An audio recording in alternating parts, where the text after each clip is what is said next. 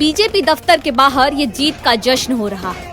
आतिशबाजी हो रही है और पटाखे फूट रहे हैं। खुशी में उत्साही कार्यकर्ता खूब झूम रहे हैं। बीजेपी कार्यालय पर कार्यकर्ताओं पर जीत का ये रंग चढ़ा है कुडनी विधानसभा के नतीजों के बाद। मुजफ्फरपुर के कुडनी विधानसभा सीट पर हुए उपचुनाव में बीजेपी ने जेडीयू को बड़ा झटका दिया है। बीजेपी उम्मीदवार केदार प्रसाद गुप्ता ने जेडीयू के मनोज कुशवाहा को करारी शिकस्त दी है। बीजेपी के केदार गुप्ता ने जेडीयू और आरजेडी महागठबंधन के उम्मीदवार मनोज कुशवाहा को करीब 3000 मतों के अंतर से हराया है। बीजेपी उम्मीदवार केदार प्रसाद गुप्ता ने करीब 76,000 वोट हासिल किए, जबकि जेडीयू उम्मीदवार मनोज कुशवाहा को 73,000 के करीब वोट मिले।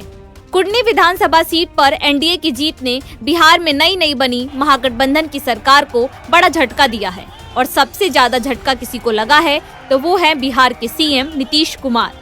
कुडनी विधानसभा जीतने के लिए महागठबंधन ने जोर लगा रखा था।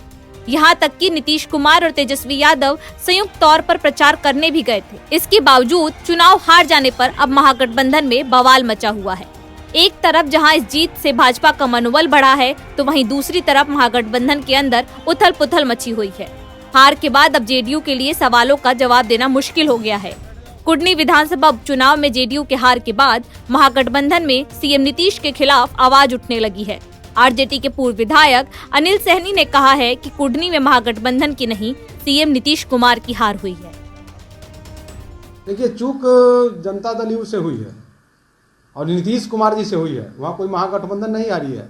वहाँ अगर कोई हारा है तो उनका ना वो है बिहार के मुख्यमंत्री नीतीश कुमार जी हारे हैं, जो कि जबरन अति पिछड़ों का सीट, अति पिछड़ों को अपमानित करने के लिए इन्होंने देख लिया कि राजद हो सकता है कि अति पिछड़ा को ही उम्मीदवार बना दे, इसीलिए उन्होंने इस सीट को जबरन अपने पास लेकर और उनका जो सिंडिकेट चलता है उस सिंडिकेट के माध्यम से उम्मीदवार को दिए थे। कुडनी में आए नतीजे साफ तौर पर जिस ओर इशारा कर रहे हैं वो आने वाले दिनों में बिहार की राजनीति में बड़ा उलटफेर कर सकती है।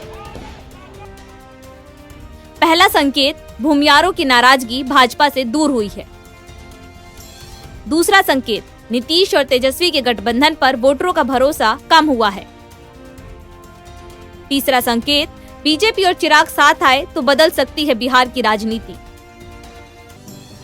चौथा संकेत, महागठबंधन के अंदर बगावत से गठबंधन के भविष्य पर संकट आ सकता है। पांचवा संकेत, नीतीश के सुशासन मॉडल से लोगों का भरोसा घटा है। छठा संकेत, बीजेपी से नाराज वोटर पार्टी की ओर लौट रहे हैं।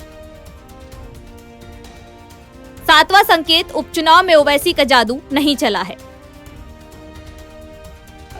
बिहार के कुडनी उपचुनाव के नतीजों को आने वाले विधानसभा चुनाव का ट्रेलर माना जा रहा था और इस चुनाव में जीत के बाद एक और जहां बीजेपी का मनोबल बढ़ा हुआ है तो महागठबंधन के भविष्य पर संकट के बादल छाने लगे हैं। नवभारत टाइम्स ऑनलाइन की रिपोर्ट।